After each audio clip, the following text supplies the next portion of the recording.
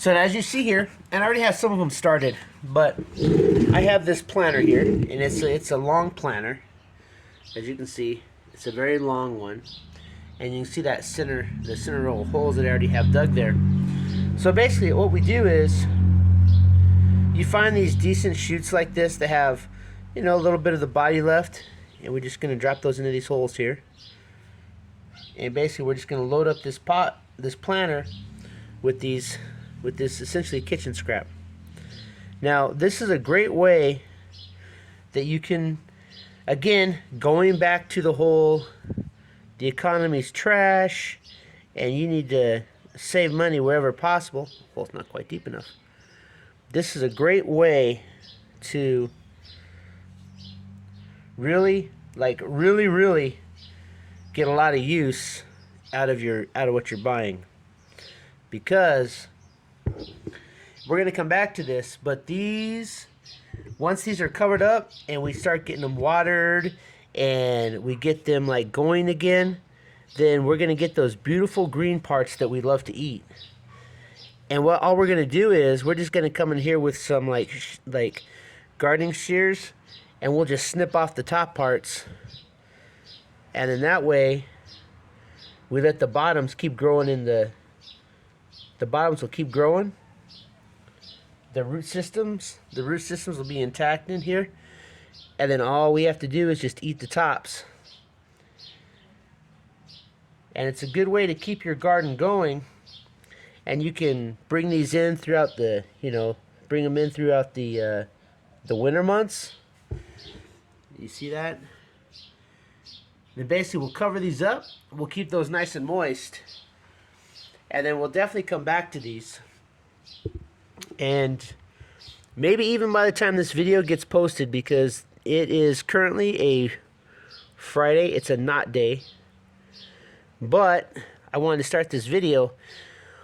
Hopefully by next Thursday we will actually have some shoots coming up. And it's getting warm early this year, but we are in a interglacial period, so it's getting warmer earlier, but that's okay. It'll allow me to grow some plants. And underneath the carport here, we actually have, some decent indirect sunlight, because we have like some crazy fiberglass awning type roof over the top. So but yeah, this is a great way to really get the most use out of your plants. Then all we do is we just cover those up. Right? We want to cover those up as best as we can. Right? Just kind of cover them up. Protect that root system from the oxygen a little bit. And I'll end up putting one more row in here, and hopefully don't tap them down too tight, but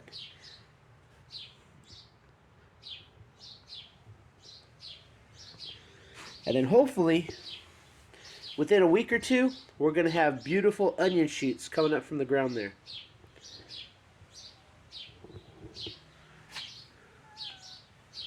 I think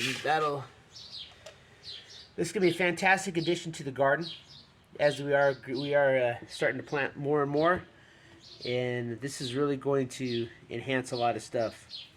And in fact, I'm going to go in and I'm going to show you something else here real fast. So here we are, 4 days later, and as we can see,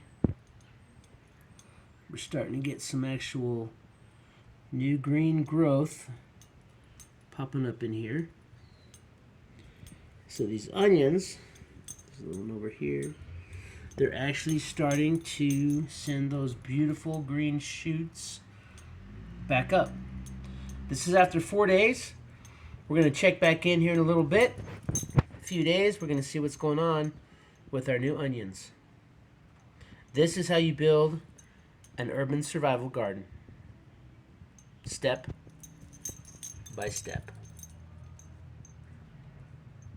See, I think that by doing that, if I have that rotating stock between the onions, the potatoes, the sweet potatoes, and I am gonna be putting up my sprouting jars as well. We're gonna do that. I'm gonna start one jar. We're gonna have day 1, day 2, day 3, so on and so forth.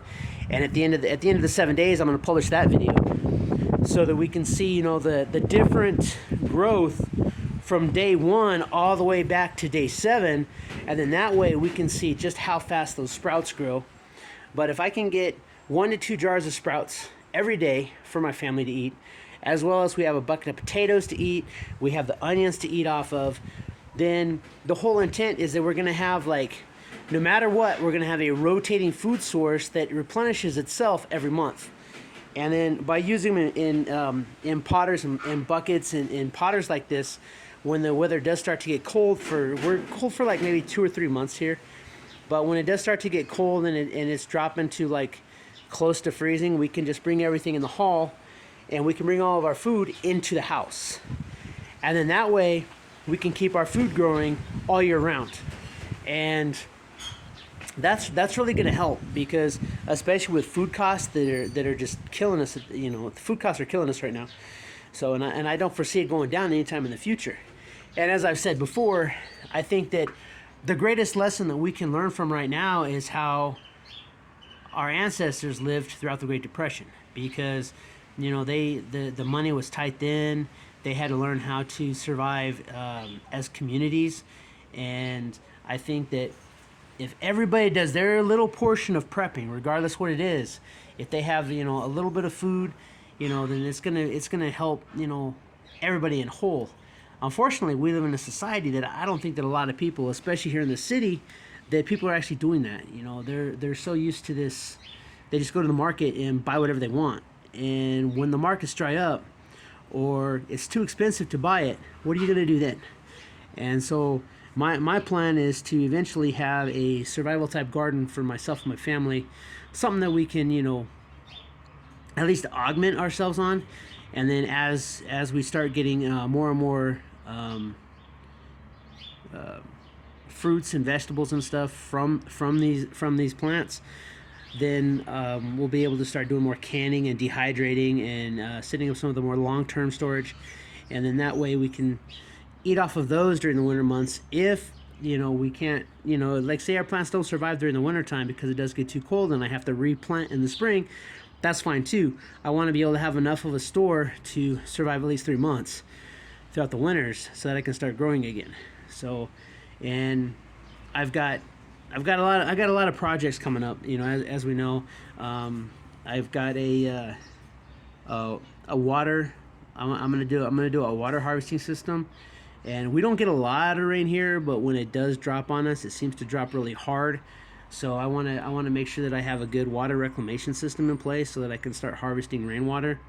Luckily, I live in a state that is pro rainwater harvesting, so that's a nice thing. So I don't have to worry about any of that. In fact, I think that I get a small rebate on my water bill for every drum or every container that's, I think, 50 to 149 gallons that I'm actually saving water in. And so that's something that I'm interested in setting that up. I also want to start experimenting with solar power and learning the ins and outs of doing that by myself, so that. And I'm gonna start with and to be honest, I'm gonna start with the cheap ones from Harbor Freight so that I can learn the system. And once I know how the system works and I can build a system, then that's when I'll go to the more expensive solar panels, the higher quality, the better solar panels.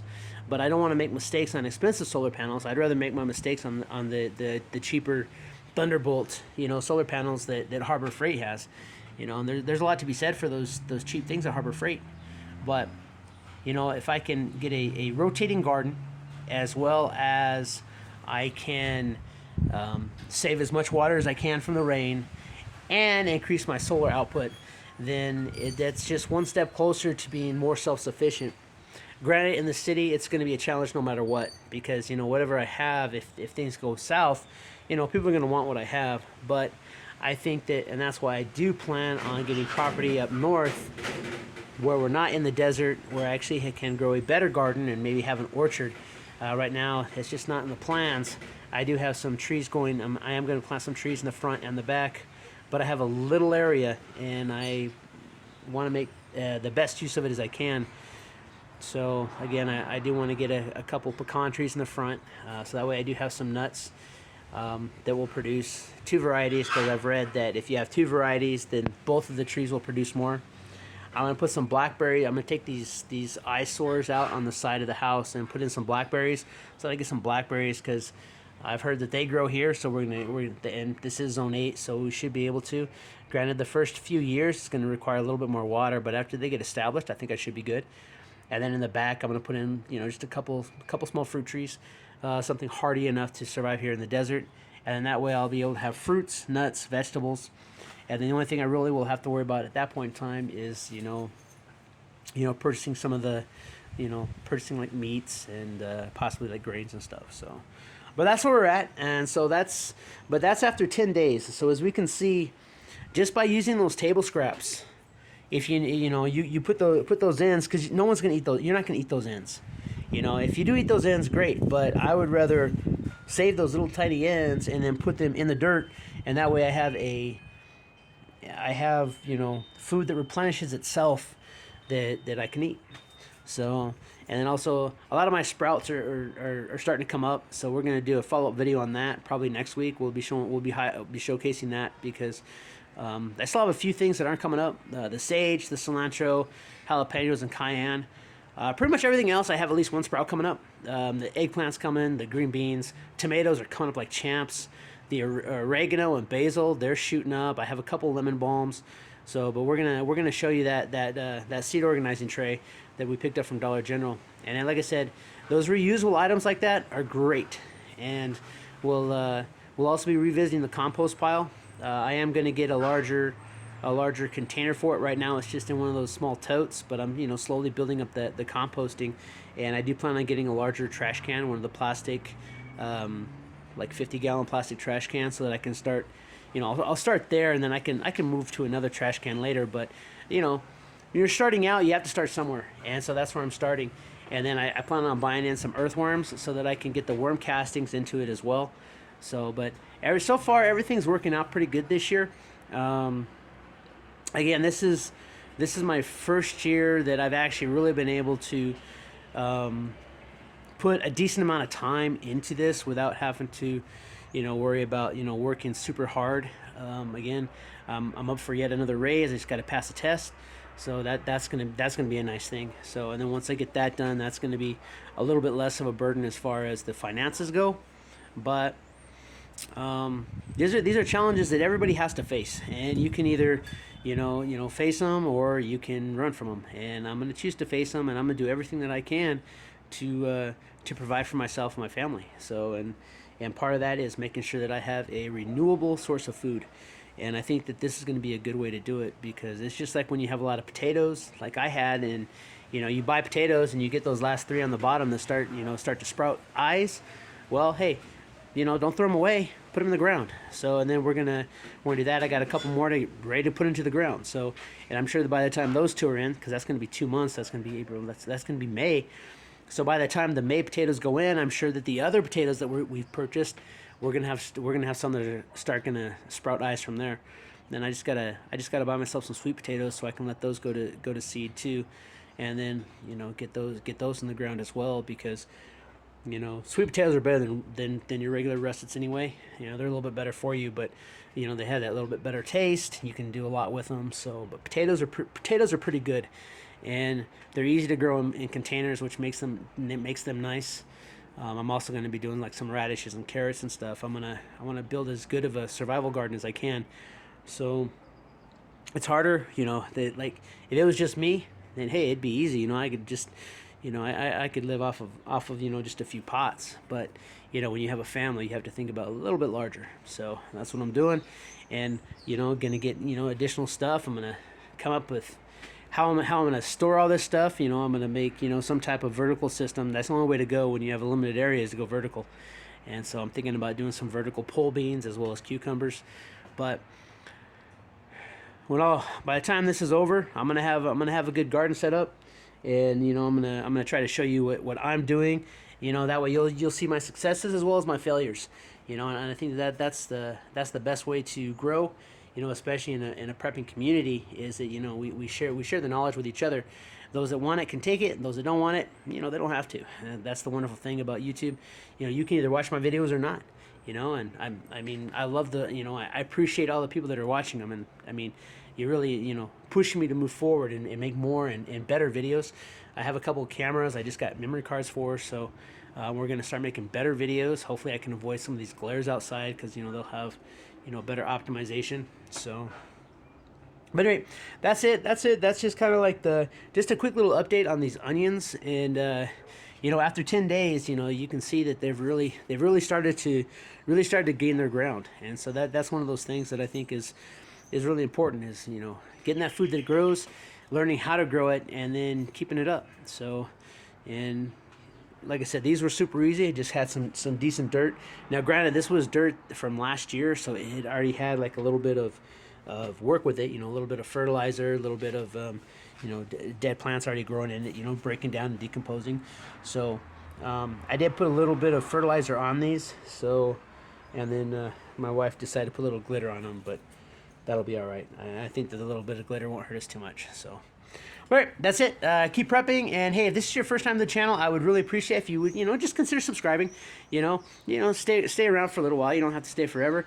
You know, you know, every subscriber I get pushes me to move forward, and, you know, I just want to keep doing more and more and more. And, you know, I mean, I'm gonna do this regardless. I have a lot of fun doing this, and but, you know, consider giving me that thumbs up, leaving a comment, and hey, just like I said, keep prepping.